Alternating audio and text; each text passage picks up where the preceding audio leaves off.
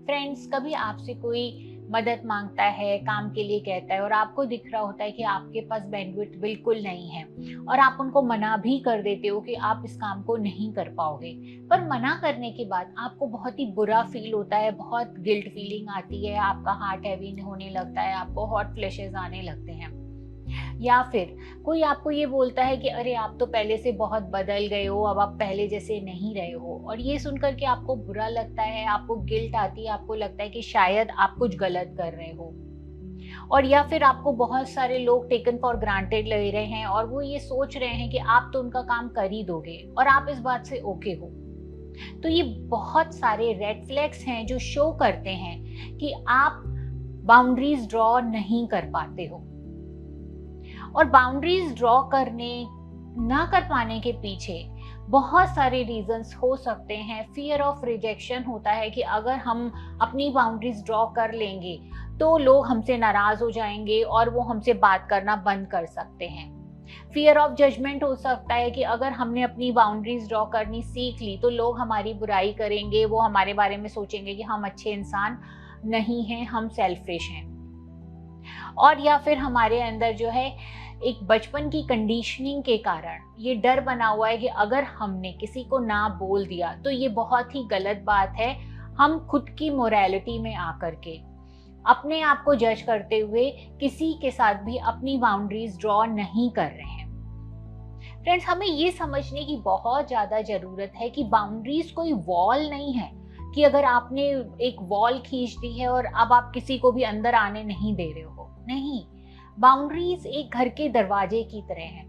जैसे हम सबके घरों में दरवाजा होता है और हम जिनको चाहे उनको अंदर आने की इजाजत देते हैं, और अगर हमें लगता है कि कोई ऐसा नहीं है अप्रोप्रिएट जिनको हमें घर के अंदर दाखिल नहीं करना है, वहां पर हम नो भी कहते हैं। तो इसी तरीके से बाउंड्रीज एक दरवाजे की तरह है जहां पर आपको जो चीज वेलकमिंग लगती है, जहां आपको लगता है आप जितना कर सकते हो, जितना आपकी बैंडविड्थ है उसको आप यस कहते हो, और जहां पर आपको लगता है ओवर हो रहा है, आप नहीं कर पाओगे और जो करना आपके लिए सही नहीं है, वहां पर आप नो करना शुरू करते हो।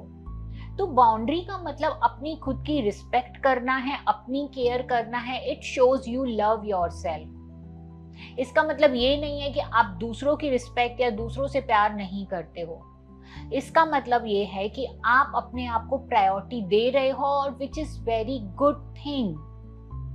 तो अगर हमें ये समझ में आ गया है कि शायद हम अपनी बाउंड्रीज ड्रॉ नहीं कर पा रहे हैं, तो ऐसे में हमें रिफ्लेक्ट करने की जरूरत है कि ये कहाँ से आ रहा है, कौन से फियर हैं जो हमारे को अपनी ही बाउंड्रीज ड्रॉ करने से रोक रहे हैं। And for this please take a pause, लंबी गहरी सांस लो, अपने साथ रहो, और वो ट्रिगरिंग जो गिल्ट फीलिंग की वजह से आ रही है, जो अपने लिए शेम फीलिंग की वजह से आ रही है कि शायद जो मैं कर रहा हूँ गलत है, उसको महसूस करो, रिकॉग्नाइज करो और अपने फियर को पहचानो कि क्यों मैं इस समय अपनी बाउंड्रीज को ड्रॉ नहीं कर पा रहा हूँ, या फिर मैंने अगर बाउंड्री ड्रॉ करी है तो मुझे इतनी गिल्ट फीलिंग क्यों आ रही है। अपनी ट्रिगर्स को पहचानना शुरू करो।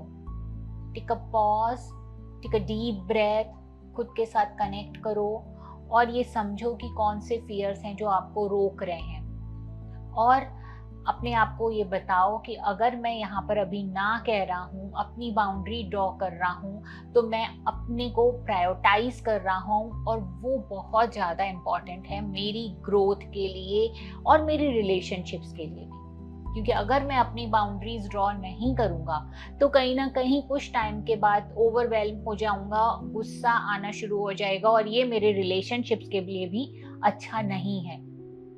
तो प्रायोरिटाइज योरसेल्फ, सेल्फ केयर की आदत डालिए। ये आपके लिए लॉन्ग टर्म में आपके रिश्तों के लिए भी बहुत अच्छा है।